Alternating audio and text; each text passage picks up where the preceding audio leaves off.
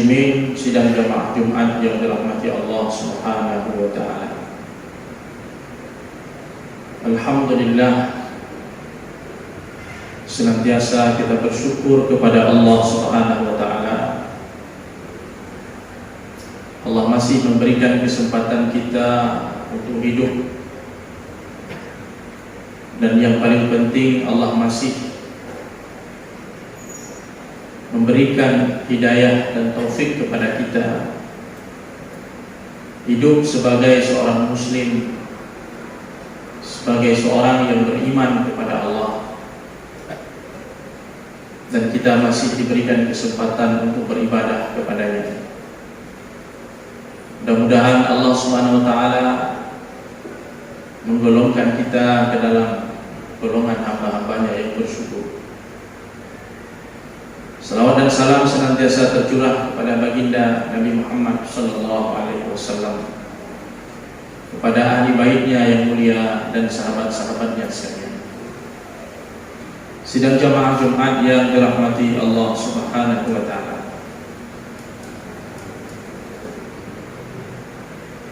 Setiap kita berada di bulan Desember setiap tahun, kita sering diingatkan dengan peristiwa yang mungkin sudah berlalu 19 tahun yang lalu. Musibah yang menimpa negeri kita, Nanggroe Aceh Darussalam, yaitu peristiwa tsunami yang merupakan peristiwa yang sangat terkenal bahkan oleh penduduk dunia, yang cukup menggemparkan. Dan dari peristiwa itu banyak jatuh korban, baik korban jiwa maupun harta benda dan sebagainya. Ini merupakan satu peristiwa yang harus senantiasa kita ingat, karena ini merupakan bagian dari sejarah.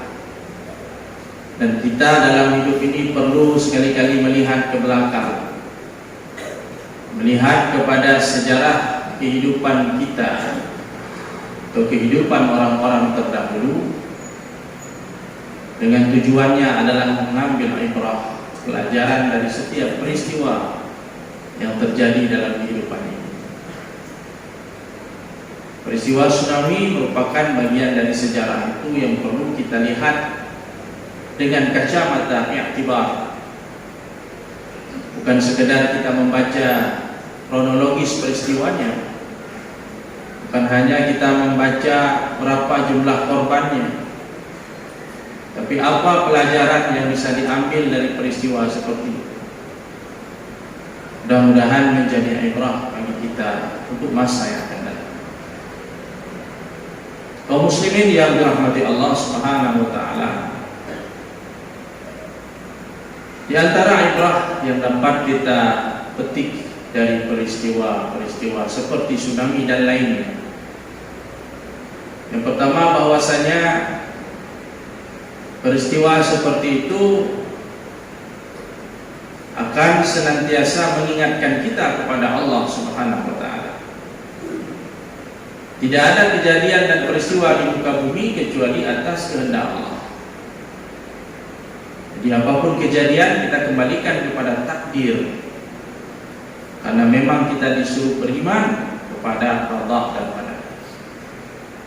Allah Subhanahu wa taala berfirman dalam surah Al-Hadid ayat 22, A'udzubillahi minasyaitonir rajim. Ma asaba min musibatin fil ardi wala fi anfusikum illa fi kitabin min qabli an nabra'aha inna dzalika 'ala Allah yasir. Tidak ada satupun musibah baik yang menimpa di muka bumi Allah maupun yang menimpa diri kita, melainkan itu semua telah tertulis dengan rapi di Lauhul Mahfuz sebelum kami menciptakannya, kata Allah. Sebelum Allah menghadirkan peristiwa itu sudah jauh-jauh hari sudah dicatat dalam Lauhul Mahfuz. Sesungguhnya itu mudah bagi Allah Subhanahu wa taala. Jadi apapun kejadian dalam hidup kita, kita pulangkan kepada Allah Subhanahu wa Ta'ala yang telah menentukan dan menakdirkan segala peristiwa dalam kehidupan ini. Ini merupakan cara berpikir orang-orang yang beriman kepada Allah Subhanahu wa Ta'ala. Jadi setiap peristiwa itu ada kaitan dengan Allah Ta'ala.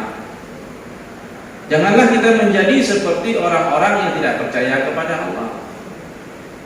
Ketika ada satu kejadian, satu peristiwa, satu musibah, satu bencana misalnya, selalu dikaitkan dengan alam. Ketika ada satu peristiwa gempa bumi misalnya, atau bencana banjir, terus kita membuka televisi, kita melihat berita. Yang menyampaikan berita itu mengaitkan peristiwa itu hanya dengan alam semesta saja. Kalau ada gempa, nanti sudah ada seorang ahli bicara di layar televisi, dia katakan ini gempa akibat pergeseran lempengan bumi. Ini disebabkan karena aktivitas gunung berapi dan sebagainya. Selalu dikaitkan dengan alam. Tidak ada sedikit pun disebut nama Allah di situ. Berbicaralah semua ahli-ahli di situ. Tidak ada satupun menyebut nama Allah. Tidak ada yang mengatakan bahwa musibah ini merupakan teguran dari Allah. Karena kita bangsa Indonesia sudah jauh dari Allah. Kita sudah banyak melanggar perintah Allah. Kita banyak melakukan maksiat kepada Allah. Maka Allah turunkan azab seperti ini, teguran seperti ini. Jarang kita mendengar itu. Jadi orang berbicara dalam perspektif alam. Seolah-olah gempa, banjir, tanah longsor, itu alam yang memberikan. Tidak ada hubungan dengan Tuhan. Jadi kadang-kadang televisi juga ini menjauhkan kita dari Allah Subhanahu wa Ta'ala. Sehingga generasi-generasi hanya mendapatkan informasi tentang itu, tentang alam itu. Tidak ada kaitannya dengan Allah Ta'ala. Tidak ada dikaitkan dengan maksiat. Tidak ada dikaitkan dengan jauhnya kita dari agama Allah Subhanahu wa Ta'ala. Ini merupakan suatu kebodohan dan pembodohan. Kita sebagai orang yang beriman tidak demikian, kaum muslimin yang dirahmati Allah.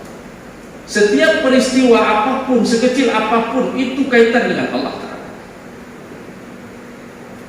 Apapun musibah yang menimpa diri kita, keluarga kita, itu ada kaitannya dengan dosa. Seorang sahabat Nabi bernama Abdullah bin Umar mengatakan, aku mengetahui kalau aku berdosa ketika aku pulang ke rumah, berjumpa dengan istri dan anak. Istri dan anak tidak bersahabat.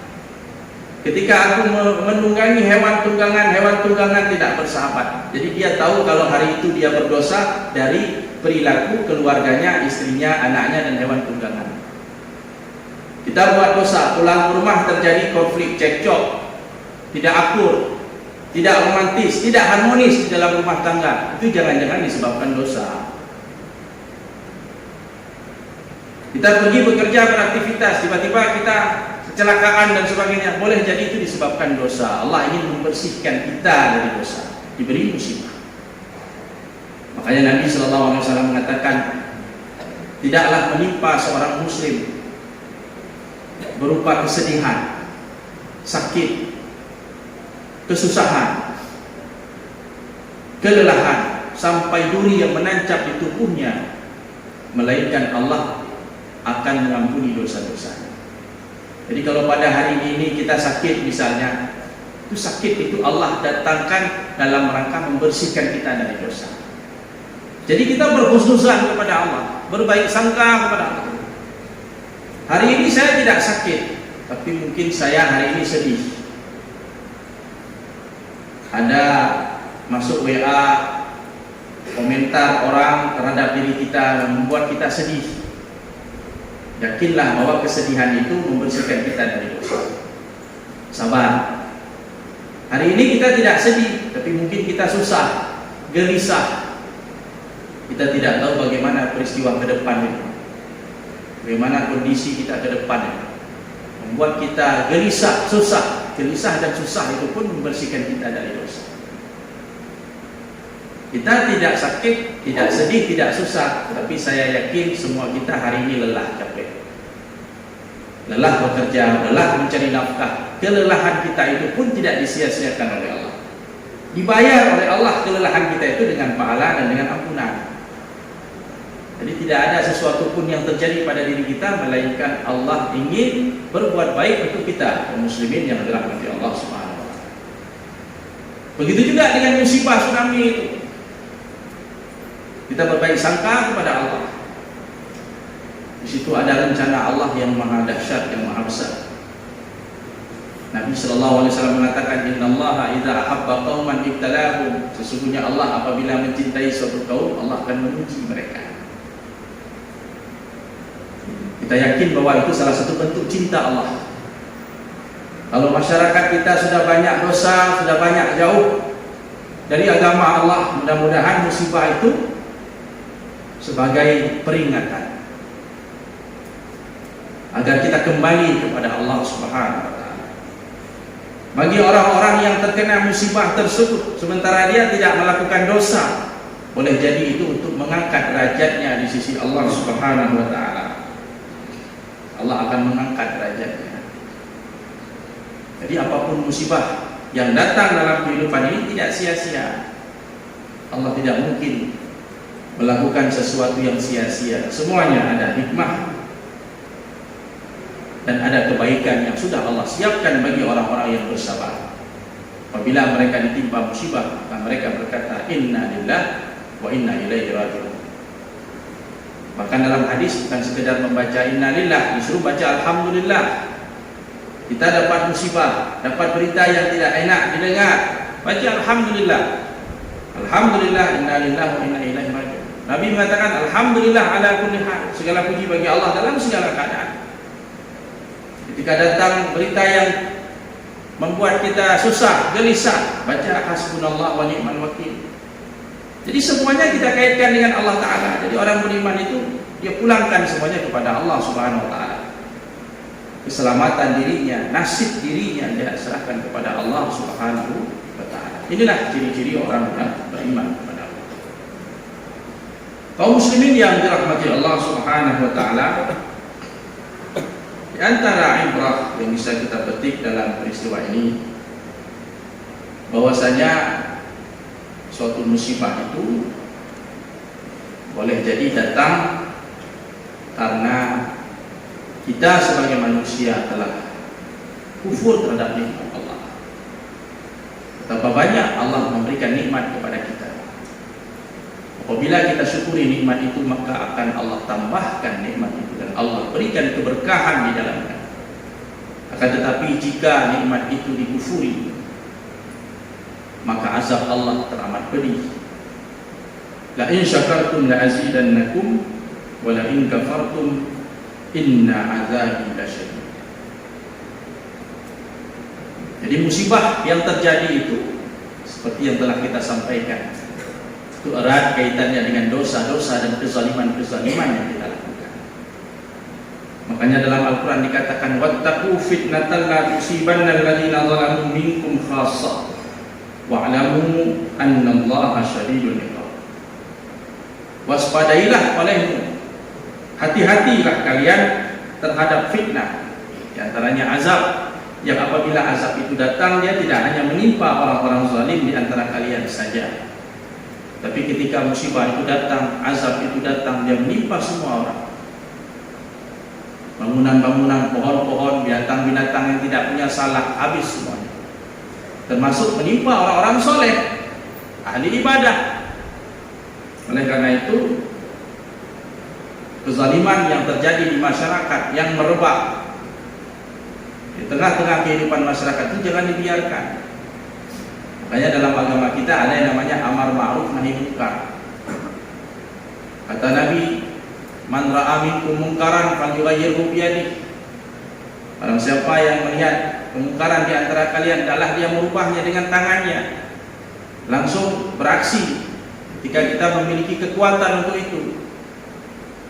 Terutama kepada orang-orang yang punya wewenang, punya kekuatan untuk merubah kemungkaran itu. Orang yang memiliki kekuasaan, maka bagi dia itu amar ma'rufnya dan nahi mungkarnya pada level tertinggi. Yughayyirhu biyadihi, dengan power, dengan kekuasaannya. dia punya aparat, dia bisa menginstruksikan untuk menghentikan kegiatan judi misalnya, atau untuk membubarkan suatu pentas maksiat, ataupun kegiatan-kegiatan yang melanggar perintah Allah. Dia bisa kerahkan aparat karena dia memiliki kekuasaan, dan kekuasaan itu akan diminta pertanggungjawaban oleh Allah Subhanahu wa taala. Faman lam yastati' fa bilisanih. Siapa yang tidak sanggup maka dengan lisannya.